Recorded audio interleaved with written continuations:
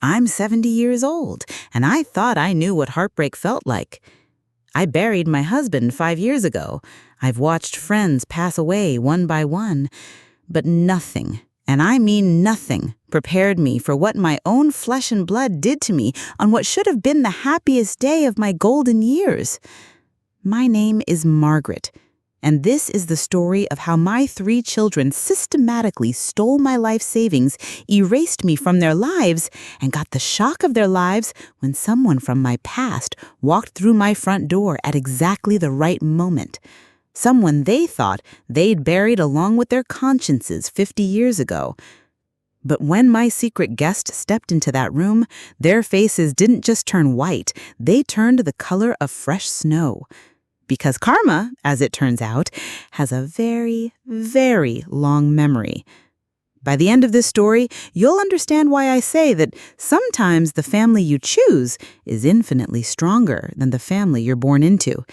And if you're watching this feeling forgotten by the people who should love you most, please stay until the end, because what happened next will restore your faith that justice still exists in this world. But first, let me tell you about the day I realized my own children saw me as nothing more than a walking ATM machine with an expiration date. 5 years ago, I lost my Robert.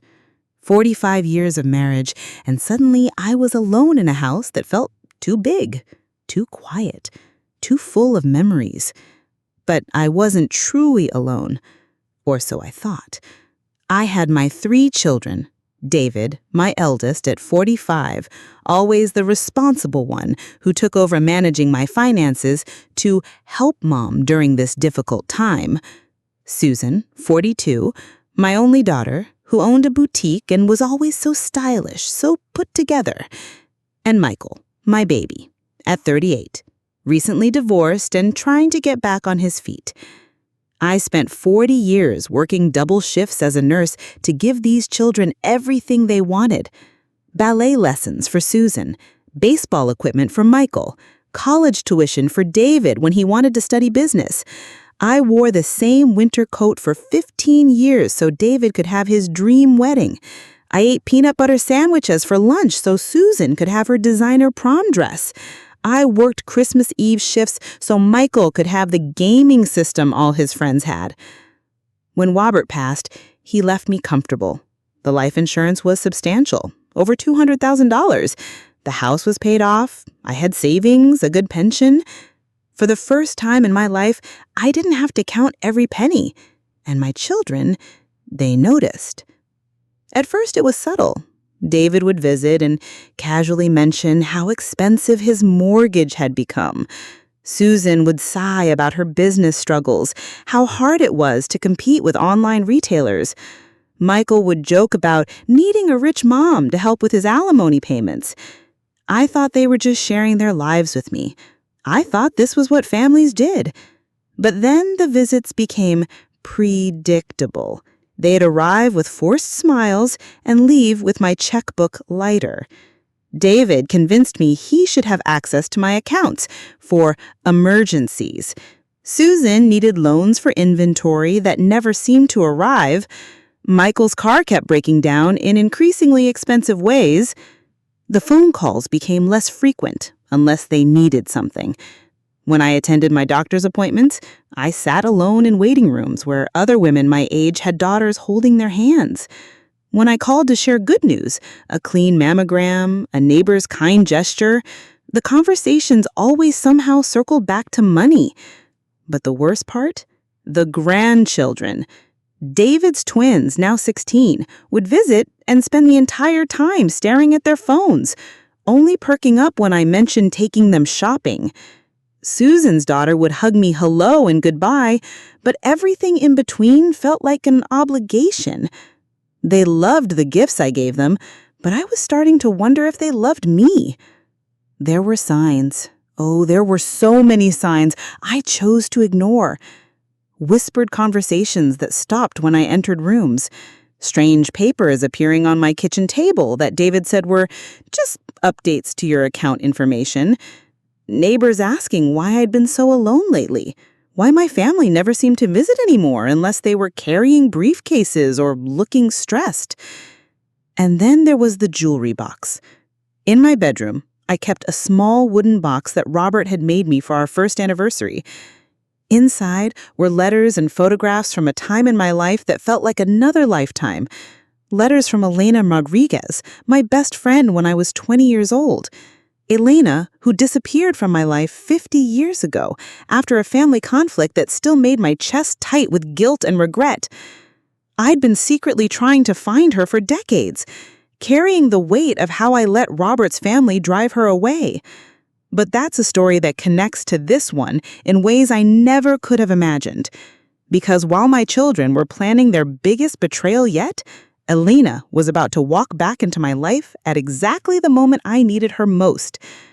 October 15th, my 70th birthday. I woke up that morning feeling lighter than I had in months. 70 years on this earth, and I was going to celebrate with the people I loved most. I spent the entire morning preparing. I made my famous pot roast, the recipe that had been in our family for 4 generations. I baked a chocolate cake from scratch, Robert's favorite kind, because it felt like having him there with me. I set the dining room table with my grandmother's china, the pieces I only brought out for the most special occasions. I called David first. "Happy birthday, Mom," he said, but his voice sounded distracted. "We'll be there around 5, just like we planned. Can't wait to celebrate with you." Susan was next. She sounded rushed, but confirmed she'd bring the wine. "Wouldn't miss it for the world, Mom. Love you." Michael's phone went straight to voicemail, but that wasn't unusual. He'd always been scattered about time. I put on my best dress, a navy blue one that Robert had always said brought out my eyes. I even wore the pearl earrings he'd given me for our 25th anniversary. I felt beautiful. I felt loved. I felt like a woman whose family was about to surround her with joy on her milestone birthday. By 4:30, I was sitting by the front window, like a child waiting for Santa Claus. The pot roast was keeping warm. The cake sat perfect and untouched on its crystal stand. I had 70th birthday candles arranged in a beautiful pattern, just waiting to be lit. 5 o'clock came and went, then 5:30. My 6 o'clock, that familiar knot of anxiety was forming in my stomach. I called David. The phone went straight to voicemail. Susan's phone rang and rang, then nothing. When I finally reached someone at Michael's number, his girlfriend Brenda answered. "Oh, hi, Mrs. Peterson," she said, and I could hear noise in the background. Laughter, clinking glasses, music. "Michael's kind of busy right now. Can he call you back?" "Busy?" I said. "But today's my birthday. We're supposed to be having dinner." There was a pause. A long pause. Then Brenda's voice, uncomfortable now. I think there might be some confusion. Michael's at dinner with his family." "At dinner with his family. But I am his family." I hung up and sat in my perfectly set dining room, staring at 4 place settings and 1 chair occupied. The pot roast was starting to dry out. The candles remained unlit. And slowly, horribly, the truth was beginning to dawn on me. Mrs. Chen, my neighbor for 15 years, knocked on my door around 7:30. She took one look at me, still in my birthday dress, makeup probably smeared from crying, and her face crumpled with sympathy. "Oh, honey," she said, "I'm so sorry. I saw Susan's Facebook post, and I thought you should know." She showed me her phone. There was Susan, radiant and laughing, raising a champagne glass at Romano's, the most expensive restaurant in town. The caption read, celebrating my big promotion with my amazing brothers, family dinner at the best place in town. There were dozens of comments. Friends congratulating her, co-workers expressing envy, and in the background of every photo, David and Michael laughing and toasting and looking happier than I'd seen them in years. Happy, without me. On my 70th birthday. But that wasn't even the worst part. Mrs. Chen kept scrolling, and there were the grandchildren's posts. David's daughter had shared a story. Best family dinner ever. Love these crazy uncles. Michael had posted a picture of his dessert. Nothing better than family time. Family time. They were having family time. And their grandmother, the woman who had sacrificed 40 years of her life for them, wasn't even worth a phone call to cancel. I thanked Mrs. Chen and closed the door. Then I sat in my kitchen and cried harder than I'd cried since Robert's funeral. But somewhere between the tears and the rage, something else was building.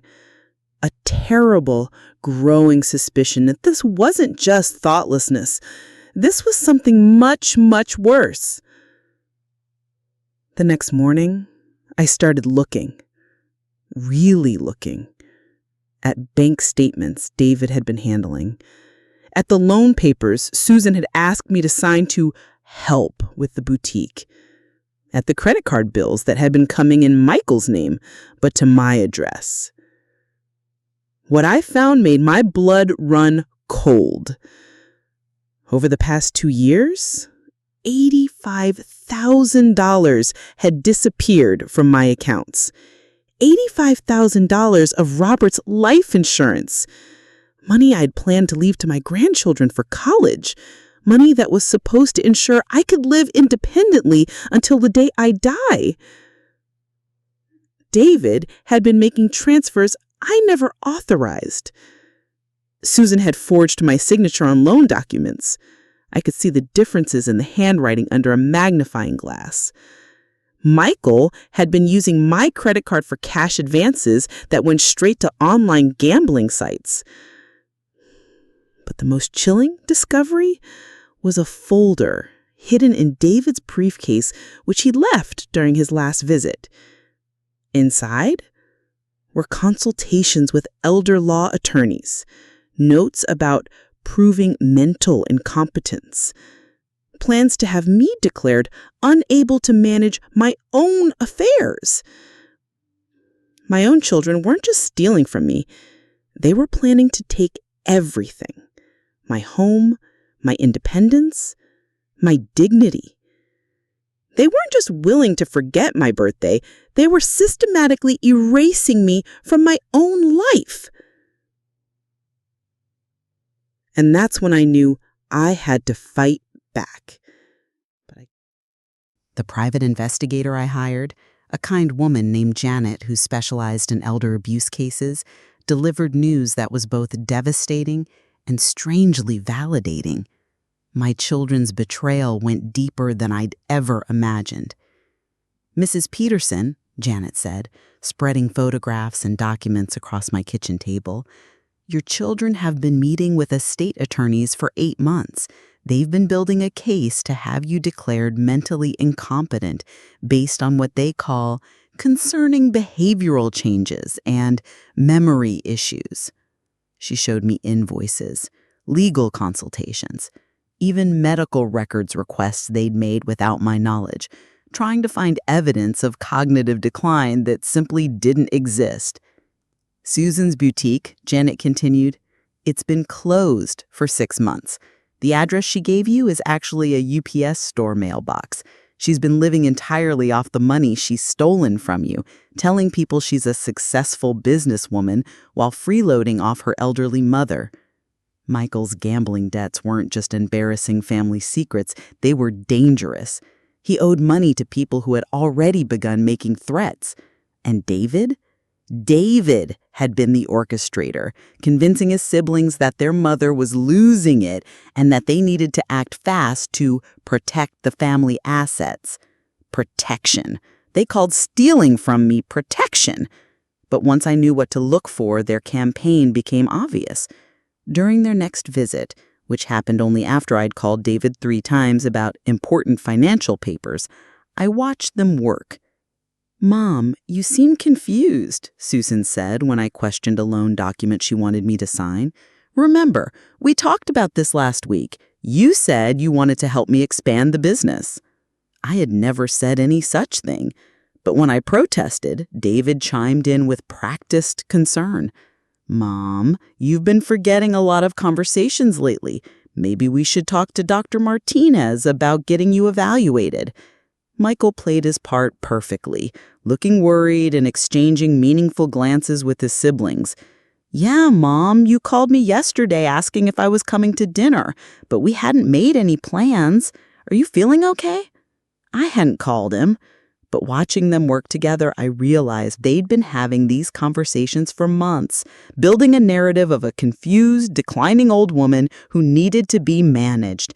And I had been so grateful for their attention that I'd started doubting my own memory. They'd even begun working on my neighbors. Mrs. Patterson across the street mentioned that David had stopped by to check on Mom and expressed concern about my forgetfulness. The mailman told me that Susan had suggested he be extra careful about delivering my mail because I'd been missing important documents. Then came the fall. I was carrying groceries up my front steps, something I'd done thousands of times when I tripped. Nothing serious, just a scraped knee and wounded pride. But within an hour, all 3 children were at my house, suddenly deeply concerned about my unsafe living conditions. "This settles it. Mom, you can't live alone anymore. What if you'd hit your head? What if no one had found you?" Susan was already packing my belongings. "I've been researching assisted living facilities. There's a lovely place called Sunset Manor that has an opening next month." Sunset Manor. I'd driven past it.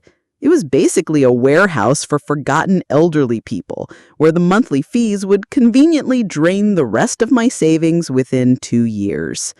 They began moving my things without permission, arguing that I was clearly overwhelmed by maintaining such a large house. Important papers started disappearing from my desk. They changed the locks for my safety and gave themselves keys while telling me I was too confused to be trusted with spares. I realized I was living in a nightmare where my own children were gaslighting me into believing I was incompetent while systematically stealing everything I had left. That night, desperate and feeling more alone than ever, I went to my jewelry box and pulled out Elena's letters.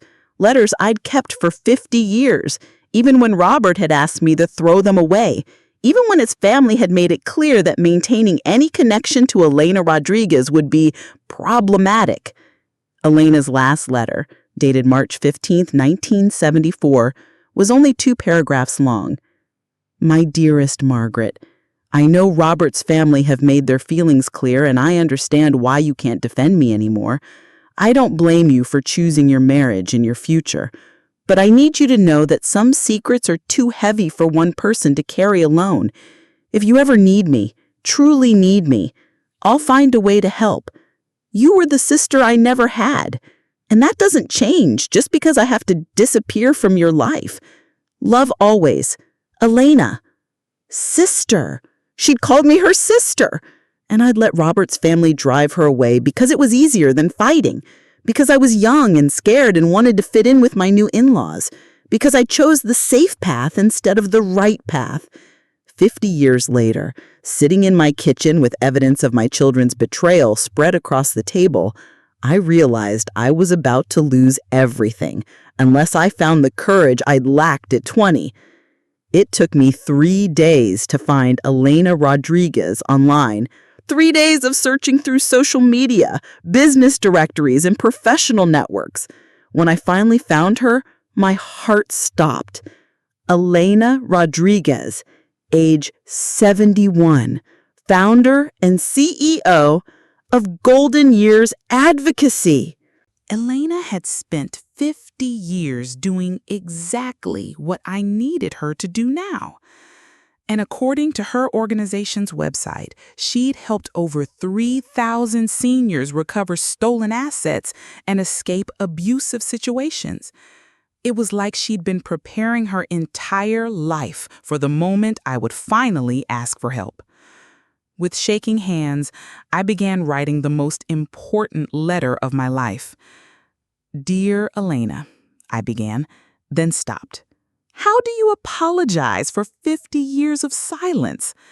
How do you ask forgiveness from someone you betrayed when you were too young to understand the consequences?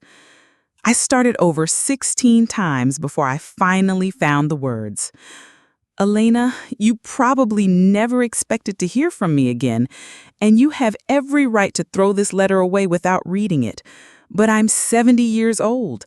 I'm in trouble, and you're the only person I trust to understand what I'm going through. I let Robert's family drive you away 50 years ago, and I've regretted it every single day since. I chose the easy path instead of the right path, and I lost the best friend I'd ever had. I don't expect forgiveness, but I need you to know that not a month has gone by where I haven't wondered if you were okay, if you were happy, if you ever thought about our friendship. Now I'm facing something I can't handle alone, and your name is the only one that comes to mind when I think about who might care enough to help me." I included copies of every document Janet had uncovered, bank statements showing the thefts, legal consultations about having me declared incompetent, photos from Susan's Facebook posts on my forgotten birthday, the loan documents with my forged signature. I explained everything. The systematic isolation, the gaslighting, the manipulation campaign. The way my own children had turned my love for them into a weapon against me. "I know I have no right to ask for your help," I concluded, "but if there's any part of you that remembers our friendship, please know that I'm desperate. They're planning to put me in a facility next month and take everything Robert worked so hard to leave me. I don't know who else to turn to." I mailed the letter on a Tuesday. Elena called me that Friday at exactly 3 in the afternoon. "Margaret Peterson," she said, and her voice was exactly the same as it had been 50 years ago. Strong, warm, with just a hint of the accent she'd worked so hard to lose back then. "You have some nerve contacting me after all this time." My heart sank. I'd been right to expect rejection, but, and I could hear the smile in her voice, "you're in luck, because I've been keeping tabs on you for decades, and I've been waiting for the day you'd finally call me." Keeping tabs on me? Elena had been watching my life from a distance for 50 years? "I know about Robert's death," she said gently. "I know about your children and their behavior. I know about David's business degree and Susan's failed boutique and Michael's gambling problems. I've known for months what they were planning to do to you." I was speechless. How could she have known? Elena said, "I built my entire career around helping people like you, women our age who spent their lives giving everything to their families, only to discover their families see them as nothing more than bank accounts with expiration dates. Do you really think I wouldn't notice when it was happening to the girl who used to share her lunch with me every day in high school?" "There's something else you need to know," Elena continued. "Something I never told you 50 years ago because I thought it would hurt you more than help you. Robert's family didn't just drive me away because they didn't like his friends. They drove me away because I was pregnant." The world stopped spinning. Pregnant with Robert's child? From before you two got engaged, but after you'd been dating for 2 years? They knew, Margaret. They all knew. And they gave me 2 choices: disappear quietly or watch them destroy your engagement and both our reputations. I couldn't speak, couldn't breathe. Robert had never told me. His family had never told me. Elena had sacrificed everything, her home, her friends, her life in our town, to protect my future with a man who'd gotten her pregnant and then abandoned her when his family demanded it. I gave birth to a son, Elena said quietly. I put him up for adoption because I was 20 years old and alone and terrified. But I made sure he went to a good family, a family that would love him and give him opportunities. Elena, I whispered, I'm so sorry. I'm incredibly sorry. Don't be sorry. Be ready. Because that baby boy I gave up 50 years ago, he's now a 49-year-old attorney named David Martinez, and he specializes in elder abuse cases. And when I told him that the woman who used to pack extra sandwiches for his birth mother was being robbed blind by her own children, he cleared his schedule. Alana arrived in town the next morning. She looked incredible.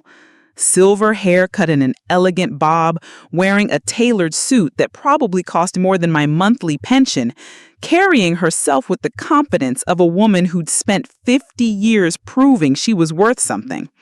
But when she saw me, her eyes filled with tears, and suddenly we were just two 70-year-old girls who'd missed each other desperately. I should have fought for you, I said as we held each other in my front hallway. I should have told you the truth, she replied, but we're both here now, and we're going to fix this. Alina's plan was brilliant in its simplicity. My children were expecting a confused, defeated old woman who would quietly submit to being institutionalized. Instead, they were going to get the shock of their lives.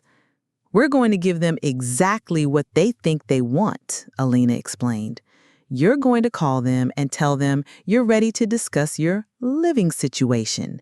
You're going to act more confused than usual. You're going to let them think they've won. David Martinez, Elena's son, and suddenly the most important lawyer in my life, had reviewed all the evidence Janet had gathered. The case against my children was airtight. Financial elder abuse, fraud, conspiracy. They were looking at serious jail time. But Elena wanted more than just justice.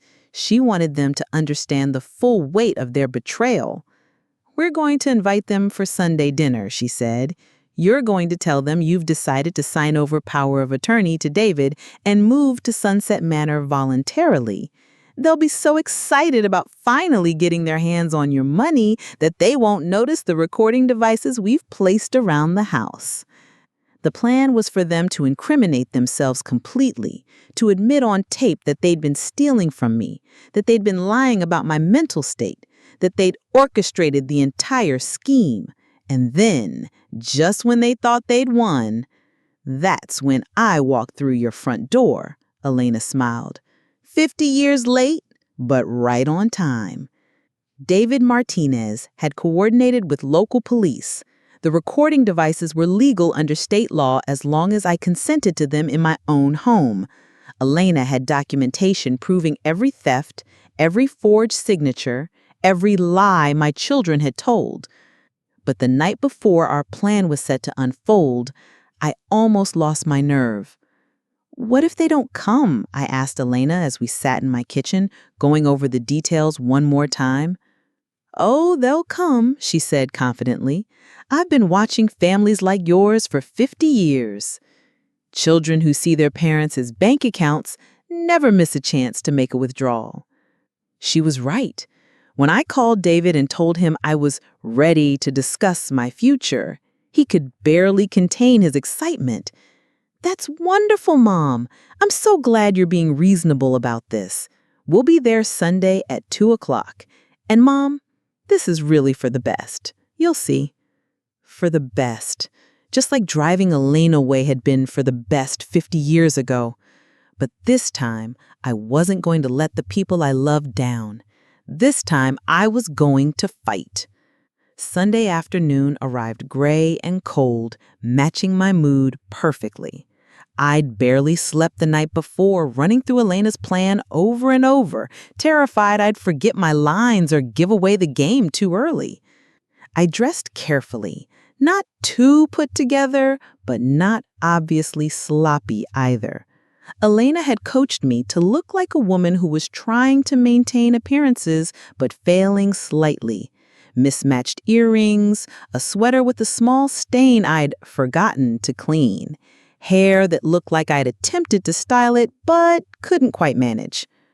Remember, Elena had said that morning before leaving for her hotel, you're not acting confused. You're acting like someone who's been told she's confused so many times that she's starting to believe it herself. The recording devices were hidden throughout the house, tiny things that David Martinez had assured me were completely legal. One in the living room lamp, one tucked behind the kitchen clock, one in the dining room centerpiece. If my children incriminated themselves, we'd have every word on tape. At exactly 2 o'clock, David's car pulled into my driveway.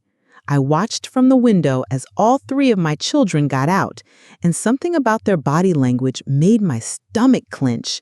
They looked victorious, like soldiers returning from a battle they'd already won. Susan carried a briefcase. David had a folder thick with papers. Michael looked uncomfortable but determined. They'd come prepared for my surrender. "Hi, Mom," David said, giving me the kind of hug you give someone you feel obligated to touch. You look tired. Are you feeling okay?" "I'm fine," I said, but I let my voice waver just slightly. "Just a little overwhelmed by everything. That's why I called. I think you're right about the assisted living, about everything." I saw them exchange glances. Susan actually smiled. "Why don't we sit down?" Susan suggested, guiding me to my own living room like I was a guest in my own home. "We brought some papers that will make everything official, simple signatures, and then you won't have to worry about managing anything anymore." "We found you the perfect place," Michael added, his voice artificially cheerful. "Sunset Manor has an opening next week. You'll love it there, Mom. 3 meals a day, activities, people your own age to talk to. People my own age to die with, more like." "It's expensive, though," I said, playing my part. "Are you sure we can afford it?" "Don't worry about the money, Mom," David said, and his eagerness was disgusting. "We've been managing your accounts, remember? There's plenty to cover the costs." Plenty of the money they'd stolen from me. "Actually," David continued, "we need to talk about some financial irregularities we've discovered. It looks like you've been making some questionable decisions with your money lately. Loans you don't remember, transfers that don't make sense." He was actually going to blame me for their thefts. My own son was going to sit in my living room and accuse me of stealing from myself. "I don't remember any loans," I said, letting confusion creep into my voice. "That's exactly what we're worried about," Susan said, leaning forward with fake concern. "Mom, you're not remembering a lot of things lately. That's why it's so important that we take over managing everything, for your protection. We've already talked to the people at Sunset Manor. They understand that you're having some cognitive issues. They're very experienced with residents who have memory problems." "I suppose you're right," I said, reaching for the papers David had laid out on my coffee table. I never thought I'd have to give up my independence. This house has so many memories." "You'll make new memories," Susan said dismissively. "Better memories, without all the stress of trying to manage things you can't handle anymore."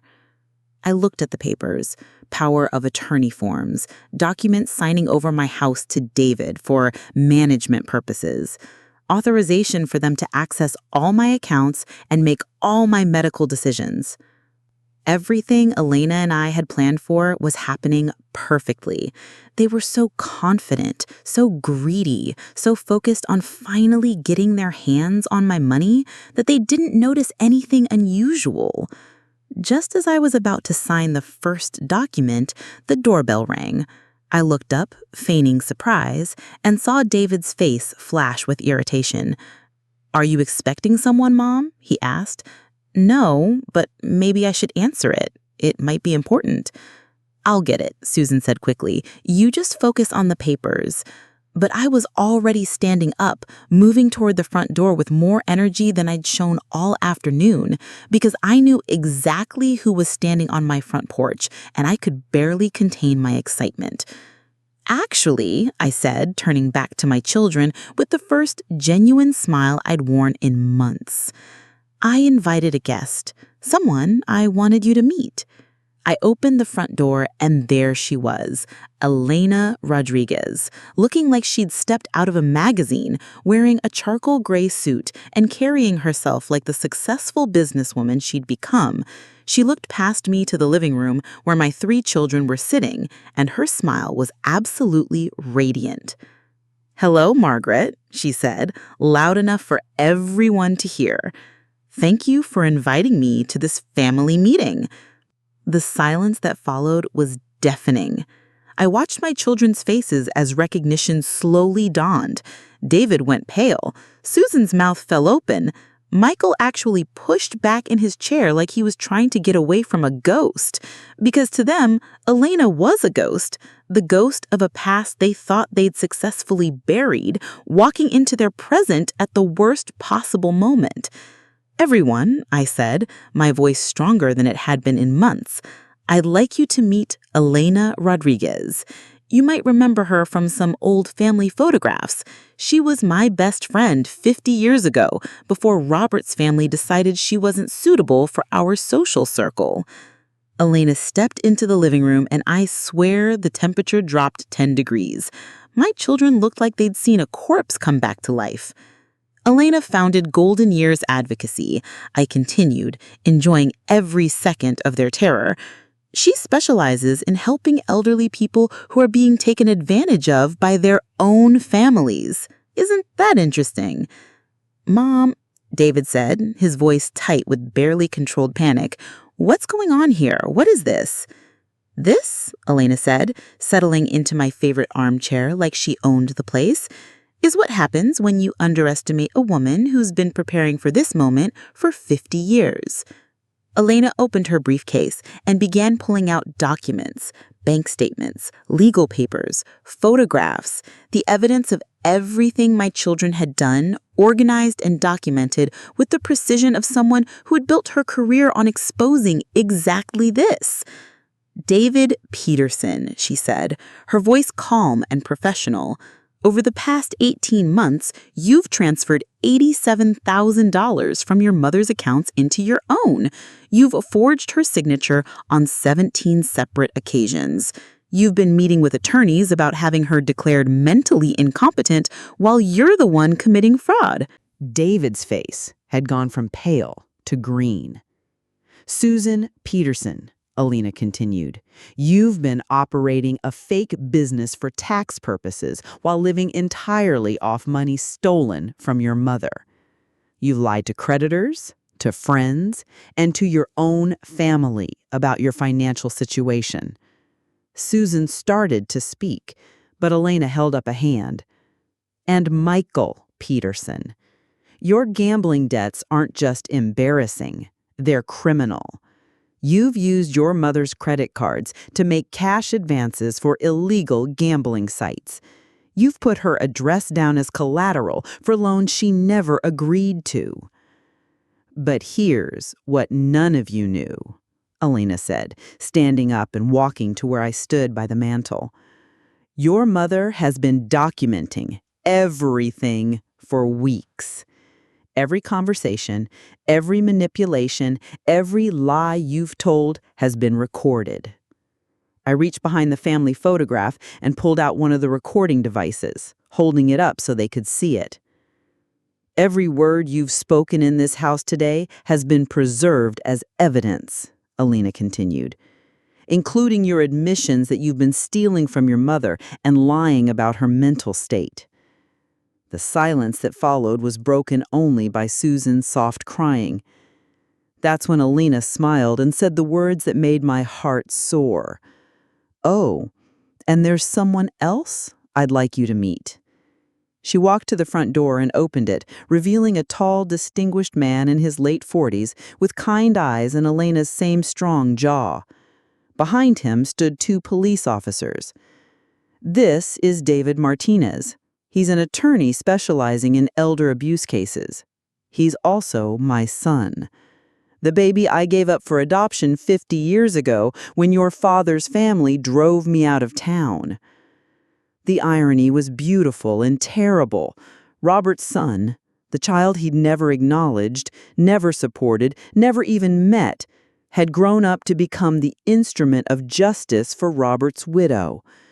"Mr. and Mrs. Peterson," Officer Williams said, stepping into my living room, "you're under arrest for financial elder abuse, fraud, and conspiracy to commit theft." David tried to run, actually tried to push past the officers and bolt for the back door. But there was nowhere to go and nothing left to say. As they handcuffed my eldest son, the boy I'd worked double shifts to put through college, he looked at me with pure hatred. "You'll regret this," he said. "We're your family. We're all you have." I walked over to him, and for the first time in years, I felt taller than my children. "No, David," I said quietly. "Family doesn't steal from each other. Family doesn't lie to each other. Family doesn't try to erase each other from their own lives. You stopped being my family the day you decided I was worth more to you dead than alive." Susan was sobbing now, mascara running down her face. "Mom, please, we can fix this. We can pay you back. We were just trying to protect you." "Protect me?" I laughed, and it felt good to laugh. "You forgot my 70th birthday to celebrate Susan's fake promotion with my stolen money? You were planning to lock me away in a nursing home and steal my house. That's not protection. That's theft." Michael, always the one to follow his siblings' lead, tried a different approach. "Mom, we're sorry. We made mistakes, but we're still your children. Don't do this to your grandchildren. Think about what this will do to them." Elena answered before I could. "Those grandchildren will be much better off learning that actions have consequences than growing up thinking it's acceptable to abuse elderly people. Your mother spent 40 years sacrificing for you. You spent 2 years planning to steal everything she had left." As the officers led my children away, Susan turned back one more time. "Mom, you'll be all alone now. Without us, you have nothing." I looked at Elena, standing beside me in the house where I'd raised 3 ungrateful thieves, and I smiled. I have everything I need. I have my dignity back. It's been 6 months since that Sunday afternoon, and I'm sitting in my kitchen. My kitchen, in my house with my money safely back in my accounts, writing this story.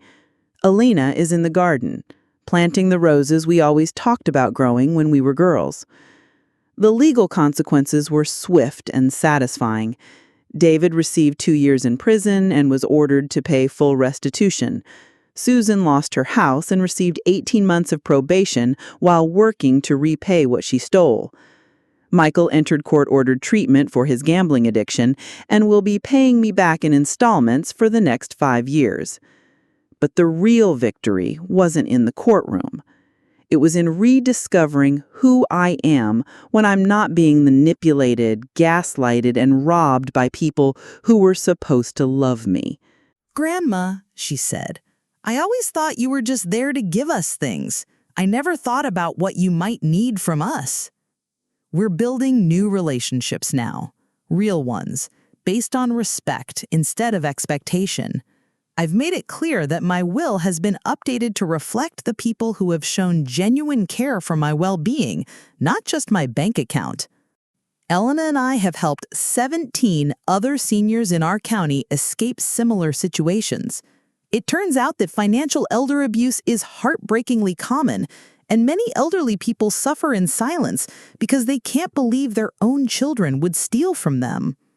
Mrs. Chen, my neighbor who showed me those devastating Facebook photos, nominated Elena and me for a community service award. When we accepted it at the county courthouse, I thought about how different my life might have been if I'd found my courage 50 years earlier.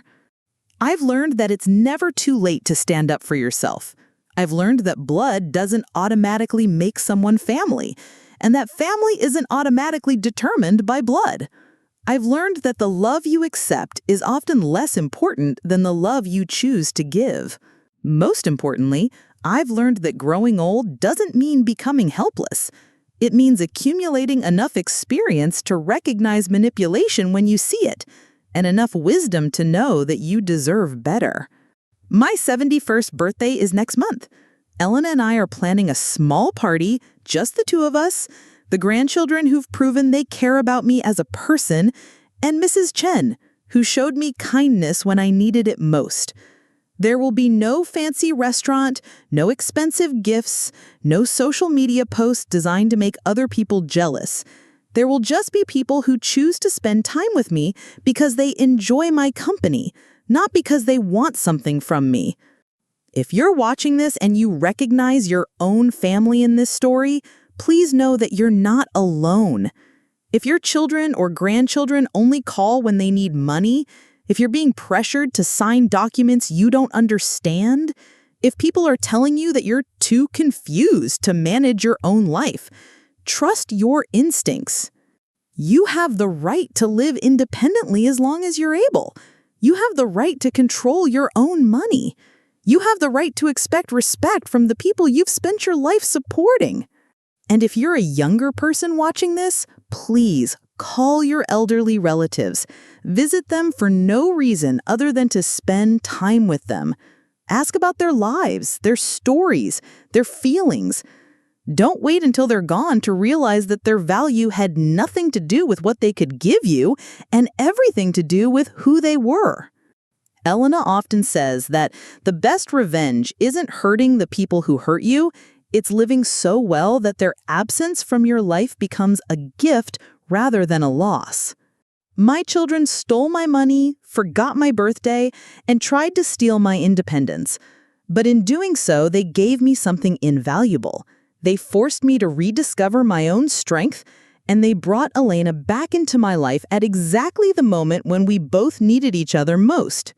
I'm 70 years old. I have my best friend back, my money is safe, and I wake up every morning in my own house with no one trying to convince me I'm too confused to manage my own life. Some people might say I was too harsh on my children, that families should forgive and forget, that blood is thicker than water. But I've learned that the full saying is, the blood of the covenant is thicker than the water of the womb. The relationships you choose and nurture are often stronger than the ones you're simply born into. My children saw me as a victim waiting to happen. They were wrong. I wasn't a victim. I was a woman who'd temporarily forgotten her own worth. And when my secret guest walked through that door and their faces turned white with shock, it wasn't just because Elena had returned from their past to expose their crimes. It was because they suddenly realized that the confused, helpless old woman they'd been manipulating didn't exist. She never had. I was always stronger than they gave me credit for. I just needed to remember it myself. Thank you for listening to my story. If it helps even one person recognize the signs of elder abuse, or gives even one elderly person the courage to stand up for themselves, then sharing the most painful experience of my life will have been worth it. Remember, you're never too old to start over, and it's never too late to choose the family that truly loves you.